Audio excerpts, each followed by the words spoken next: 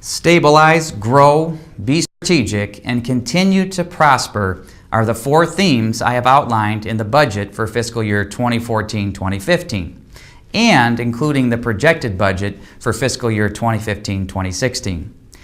First, stabilize. Thanks to the continuing generosity of our amazing residents, the millage vote in November of 2012 that created the Public Safety Retirement Fund has allowed us to hold off further reductions in staff and city resources.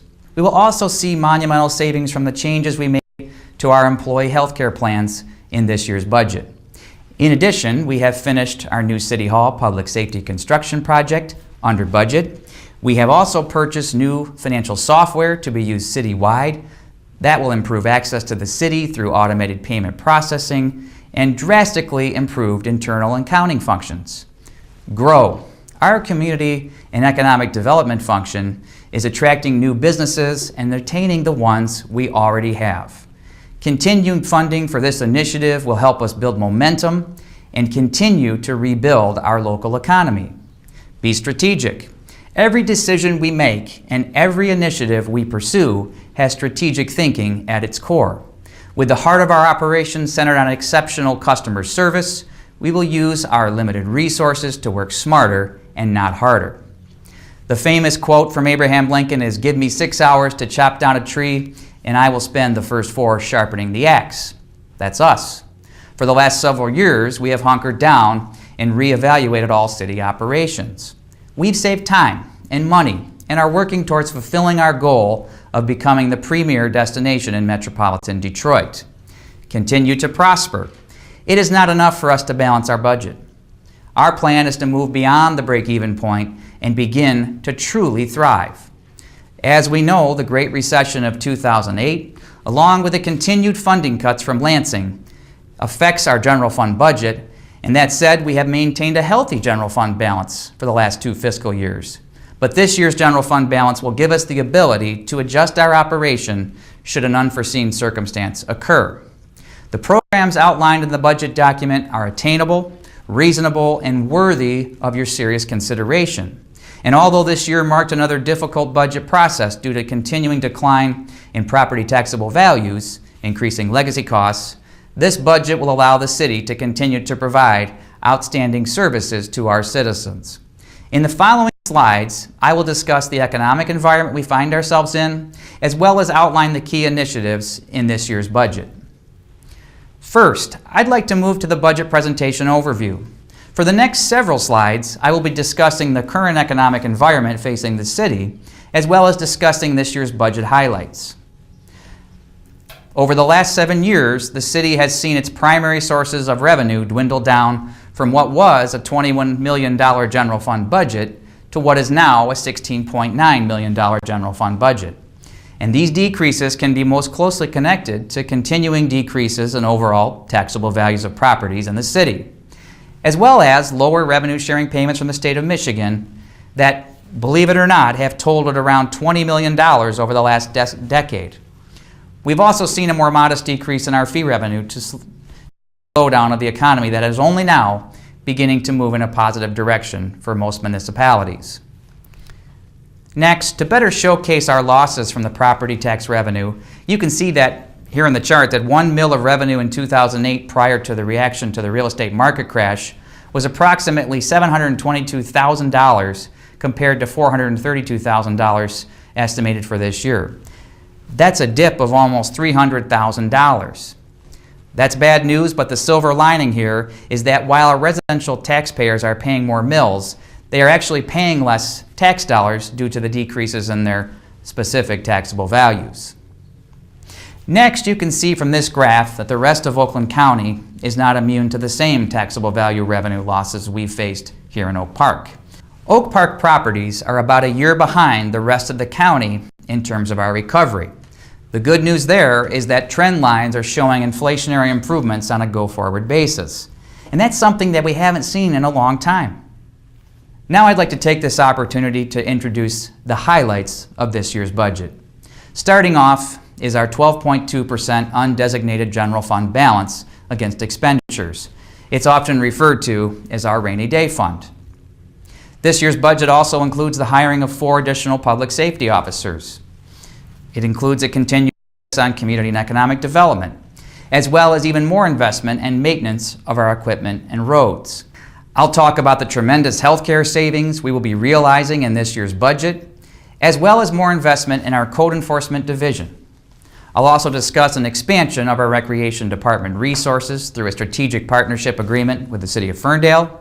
And finally, I'll finish with our outlook towards the future by discussing our projected budget for fiscal year 2015-2016. As I mentioned, we are projecting a 12.2% rainy day general fund balance for this year's budget. It's important to note that city policy requires us to have at least 8.3% tucked away as a protection against the unforeseen circumstances. We've made considerable ground in this area, considering our fund balance was only around about 3.4% just a few years ago. To me, this is one of the closest determinants of our community's fiscal stability, and the rating agencies on Wall Street look at it very closely, as we know.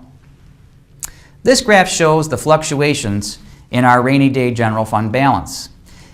It is important to note here that the rainy day general fund balance recommendation for our projected budget the following year gets reduced to around 8.5%. There are a few one-time events that drive it down, and I'll be discussing those in a later slide. We have implemented a plan to hire an additional 4 public safety officers in next year's budget. If you go back to the unfortunate circumstances of early 2012, you know that the city was forced to make substantial budget cuts. Unfortunately, those cuts included laying off 15 public safety officers. As of this year's budget, we will have returned 8 of the 15 positions back to the police force. Next year's budget also includes additional investment in our motor pool. That motor pool has been sorely neglected in past years due to those same budgetary constraints. Our continued focus on community and economic development, it's already paying dividends. This past year, City Council agreed to allow tavern licenses and restaurants throughout the city, and we know as an economic development tool, along with others like the outdoor dining ordinance, will allow us to retain businesses that we already have and attract new ones that wouldn't have considered the City of Oak Park in the past. In addition, many of you have participated in our economic development strategic planning process. That final plan will allow us to check off a point-by-point strategy to grow our commercial tax base in a way that is complementary to our residential neighborhoods. We are continuing to invest in our equipment and roads. We all know this past winter was brutal, and it definitely took a toll on our local roads and underground water infrastructure. We will be keeping up with as much of the repairs as possible, but we need state assistance to really make a big dent in the continuing problems with the cost of upkeep. On a more upbeat note, we will be making mandatory repairs to our community pool. Our pool has become a staple of activity for many of our residents.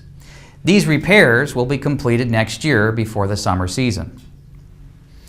I'm most proud, internally speaking, of our continuing efforts to drive down cost and save our taxpayers money. There is no better example of that than our savings in the area of healthcare. Because of those hard choices we had to make in the previous year, we will save upwards of $800,000 in this coming year's budget. Those savings will carry forward and put us on a more solid footing for the years to come. It also makes us a hard cap compliant community, which definitely could increase the likelihood of additional state revenue sharing dollars. Throughout the last 2 years of my time here as the city manager of this great community, I've heard many of our residents and business owners ask us to take on blight. I want to let you know that we heard you loud and clear. This year's budget is a direct indication of that acknowledgement. It's important to remember we added a building inspector and a rental code inspector to our staff in last year's budget. In this year's budget, we will add another inspector to assist our efforts in fully remediating blight and registering all of the rental properties throughout the city. The number of rental properties has grown fairly significantly over the last few years, and we need this person to keep up with the extra oversight that is required. Landlords throughout our city know that the days of just skidding by and letting their properties become dilapidated and bring an entire neighborhood down, those days are over. I'm extremely happy to report that we have signed an agreement with the City of Ferndale to expand our recreation services to residents of their community. This means that Oak Park residents will pay resident rates for services in Ferndale, and Ferndale residents will pay resident rates for services in Oak Park. Please take every opportunity to enjoy recreation activities throughout both communities. Finally, I'd like to talk about the following year, fiscal year 2015-2016. For the first time in a long time, I am recommending a 2-year budget. That means that we have projected out where we think we will land after the coming year. In the projected year following this year, we chose to take the most conservative position possible on many of the obstacles we still face, including the loss of a $227,000 COPS grant and the potential loss of $118,000 of business personal property tax income. We also decided to freeze any property tax revenue increases, even though we know some are likely. While we know we will receive another savings in our healthcare costs, we also decided to budget our costs to increase by 5%. All of these scenarios add up to a budget that is still strong with an 8.5% rainy day general fund balance. Needless to say, Oak Park has turned a corner. Rather than manage a decline, we have chosen to continue our efforts to find cost savings and grow our tax base. The choices we've made are strategic, and they put us on a solid footing to maintain long-term sustainability. The lessons we've learned from the last several years have made us a stronger city government that is laser-focused on the needs of our residents and business owners. Thank you to our residents. Thank you to our business owners. Thank you to our members of City Council, our city staff, and city vendors for your undying support. I also want to thank our Finance Department staff in particular for their dedication and hard work in preparing this year's budget. They prepared it under difficult circumstances. I hope by hearing this presentation today that you share my confidence for what the future holds for the City of Oak Park. Thank you for joining me.